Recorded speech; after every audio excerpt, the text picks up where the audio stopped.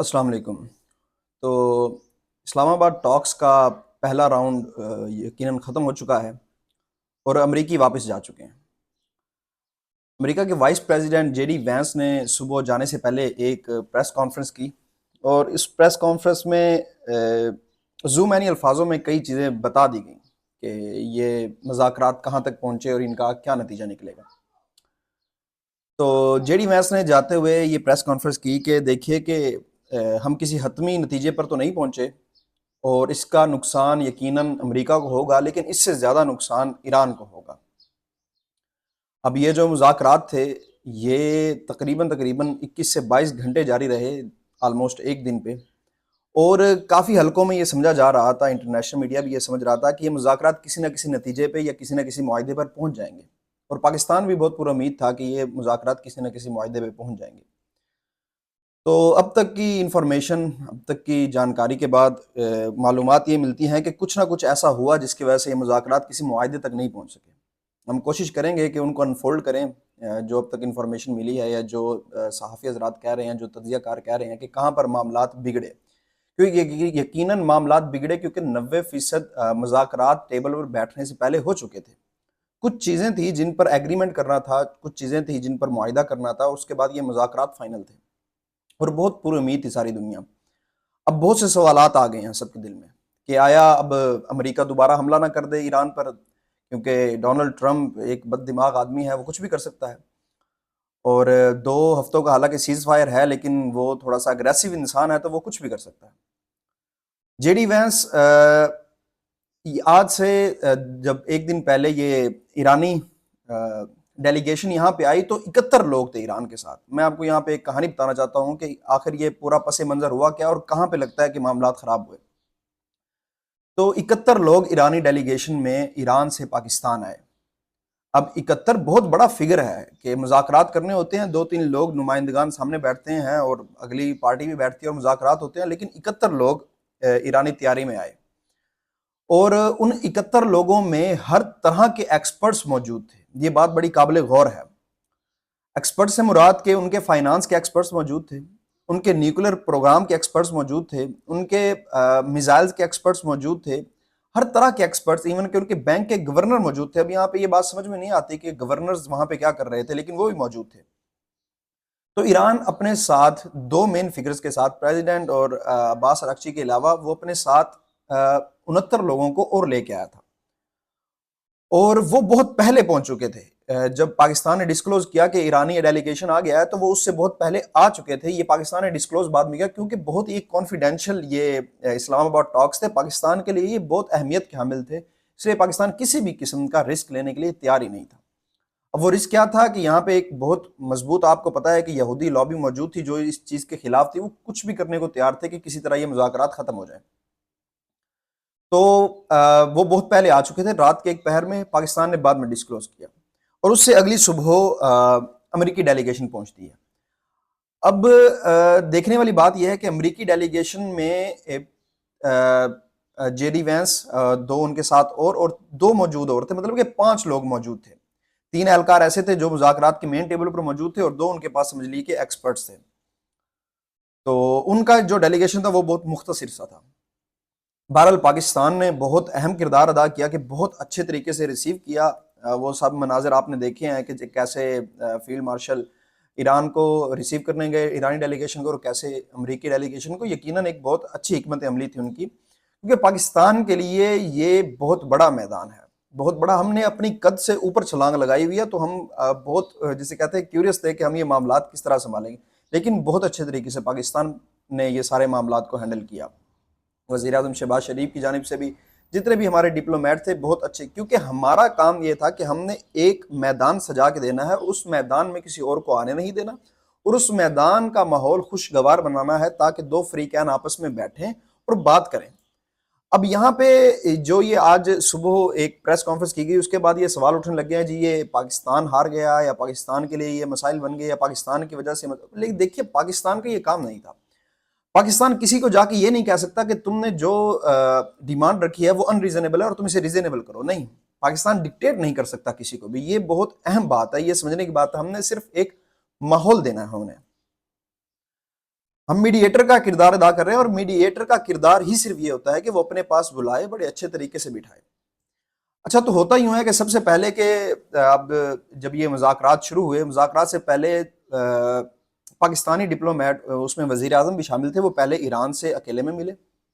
اب دیکھیے 40 دن کی جنگ چلی، امریکہ نے ایران کا بہت نقصان کر دیا، جانی نقصان بھی بہت کر دیا، مالی نقصان بھی بہت کر دیا۔ اب اس کے بعد جب ایک اچانک سے امپریشن آپ کا کسی کی دشمن سے پڑتا ہے، تو آپ آٹومیٹیکلی تھوڑے سے انکانشیس بھی ہو کر آپ غصے میں کچھ بھی کر جاتے ہیں، کچھ بھی کہہ جاتے ہیں۔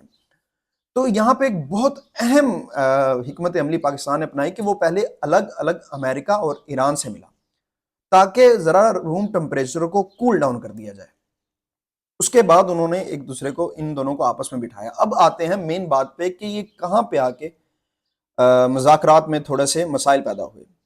دیکھیے آج سے 40 دن پہلے، 42 دن پہلے ایران امریکہ کی ہر بات ماننے کو تیار تھا، ایون کہ وہ اپنا نیوکلیر پروگرام ختم کرنے کو، اور آپ یہ لبنان کے وزیر خارجہ نے بتا دیا کہ ایران بالکل تیار تھا ہر چیز کے لیے۔ وہ شرائط اپڈیٹ ہو کر آئیں۔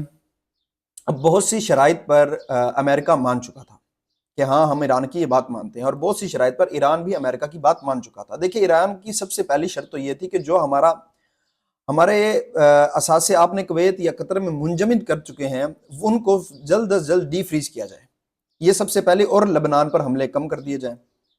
تو مذاکرات میں بیٹھنے سے پہلے یہ دونوں عمل ہی نہیں ہوئے، تو بہت سے لوگوں کو یہ لگ رہا تھا کہ کیا پتا ایران ٹیبل پر آ کے بیٹھنے کے لیے امریکہ کے ساتھ تیار ہی نہ ہو، کیونکہ جو ایران نے شرائط رکھی تھی ان پر کمپلیٹلی عمل درآمد ہو ہی نہیں رہا تھا، کیونکہ وہاں سے اسرائیل مسلسل لبنان پر حملے کر رہا تھا، اور ایران کا سب سے بڑی پراکسی ہے لبنان، کیونکہ لبنان نے ایران کی وجہ سے اسرائیل کے ساتھ جنگ شروع کی جب آیت اللہ خمینی شہید ہوئے۔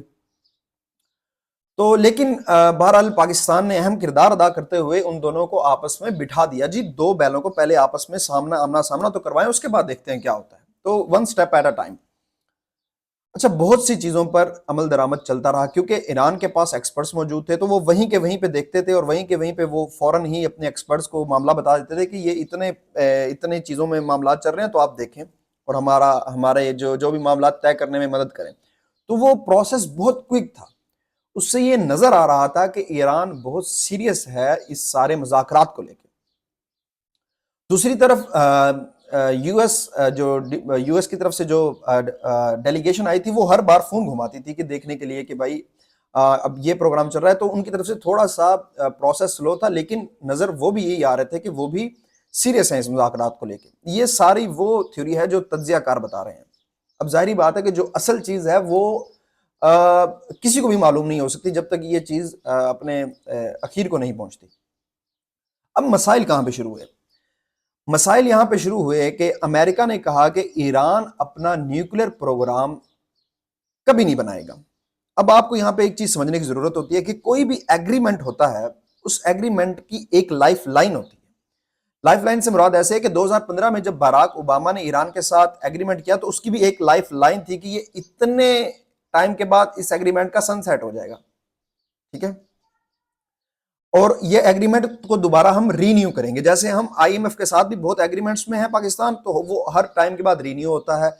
سعودیہ کے ساتھ ہر ٹائم کے بعد رینیو ہوتا ہے۔ ہم جتنے بھی ممالک سے تجارت کر رہے ہیں، یا جتنے بھی یونائٹڈ نیشنز میں ہمارے ایگریمنٹ ہیں، وہ ایک ٹائم کے بعد رینیو ہوتے ہیں۔ وہ الگ بات ہے کہ ڈونلڈ ٹرمپ نے آ کے وہ ایگریمنٹ توڑ دیا، اور اس کا تو ٹائم ہی نہیں آیا کہ وہ رینیو ہو سکے۔ تو یہاں پہ امریکہ نے یہ شرط رکھی کہ جس پر کوئی کمپرومائز نہیں ہو سکتا، کہ آپ اپنا نیوکلیر پروگرام نہیں بنائیں گے اور کبھی نہیں بنائیں گے۔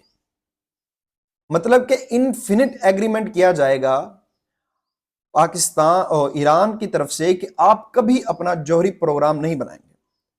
اور جس پر ایرانی تھوڑا سا غصہ ہو گیا، کیونکہ ایک نان سینس ڈیمانڈ تھی کہ ہر ایگریمنٹ کا ایک ٹائم ہوتا ہے، آپ ٹائم بتائیں کہ جی 10 سال ہیں، 20 سال ہیں، یہ 20 سال کے لیے ایگریمنٹ ہے، اس ٹائم کے بعد یہ ایگریمنٹ رینیو ہوگا حالات و واقعات کو دیکھتے ہوئے۔ ایک پوائنٹ تو یہ ہو گیا کہ جہاں پر مسائل بن گئے، کیونکہ اگر تو اس چیز پہ مسائل بننا ہوتا کہ ایران کہتا کہ نہیں ہم نیوکلیر پروگرام بنائیں گے، تو یہ مذاکرات ہونے ہی نہیں تھے، اور اب تک یہ جنگ جاری رہتی۔ ظاہری بات ہے ایران اس چیز پر متفق ہوا تھا کہ ہم نیوکلیر پروگرام نہیں بنائیں گے، تب ہی یہ ٹاکس کی ٹیبل پہ آ کے دونوں فریقین بیٹھے۔ چلیں، اس کے بعد یہ ہوتا ہے کہ کچھ دن پہلے ڈونلڈ ٹرمپ نے ایک ٹویٹ کی تھی جس میں وہ کہہ رہا تھا کہ ہم پیسہ کمائیں گے آبنائے ہرمز سے، تب یہ چیز انکلیئر تھی کہ وہ کہنا کیا چاہ رہے ہیں، تو وہ چیز مذاکرات میں بڑی کلیئر ہو گئی۔ تو ایک اور نان سینس قسم کی ڈیمانڈ کی گئی امریکنز کی جانب سے کہ جو اسٹریٹ آف ہرمز ہے اس کو امریکنز اور ایرانینز مل کر ڈیل کریں گے۔ اس کا مطلب یہ ہے کہ جو ٹول اب ایران کہہ رہا ہے کہ ہم لیں گے، تو امریکہ کہہ رہا ہے کہ اس کا اتنا پرسنٹیج اس میں سے ہم رکھیں گے اور ہم اس کو مل کر ڈیل کریں گے۔ اب یہ ایک نان سینس ڈیمانڈ تھی، اس کا کوئی تک نہیں بنتا تھا، یہ اس کا کوئی لاجک نہیں بنتا۔ ظاہری بات ہے، نہ آپ کی وہ جگہ ہے، نہ آپ کا وہ ملک ہے، نہ وہ اسٹریٹ آپ کی ہے، آپ کا کوئی لین دین نہیں ہے اس میں سے، تو پھر آپ کیوں وہاں سے پیسہ کمانا چاہتے ہیں؟ تو اس پر بھی ایرانینز بہت خفا ہو گئے، بہت زیادہ خفا ہو گئے۔ تو ظاہری طور پر یہ دو وجوہات لگتی ہیں جس کی بنا پر ایران اور اسرائیل کے درمیان یہ مذاکرات پایہ تکمیل تک نہیں پہنچ سکے۔ اب بہت سے سوال ہیں، ظاہر سی بات ہے کہ یہ مذاکرات اب کس طرف جائیں گے، آگے کیا ہونے والا ہے، کیا یہ مذاکرات ختم ہو گئے ہیں؟ تو سب سے پہلے تو یہ سمجھنا ضروری ہے کہ یہ مذاکرات ختم نہیں ہوئے۔ ایرانین کی جانب سے یہ واضح طور پر کہا گیا ہے کہ کوئی بھی اگریمنٹ ایک ملاقات میں نہیں ہو جاتا، اور یہ صحیح بات ہے کہ اتنی بڑی جنگ، اتنے 47 سال سے چلتے ہوئے مسائل ایک ٹیبل ٹاک پہ حل نہیں ہونے والے۔ تو ایک چیز تو خوش آئین ہے کہ یہ مذاکرات چلیں گے، اور پاکستان نے بھی اس کی کئی امید دلائی ہے کہ یہ مذاکرات آگے بڑھیں گے، اور ظاہری بات ہے پاکستان ہی میڈیٹر بن کر اس مذاکرات کو چلانے کی کوشش کرے گا۔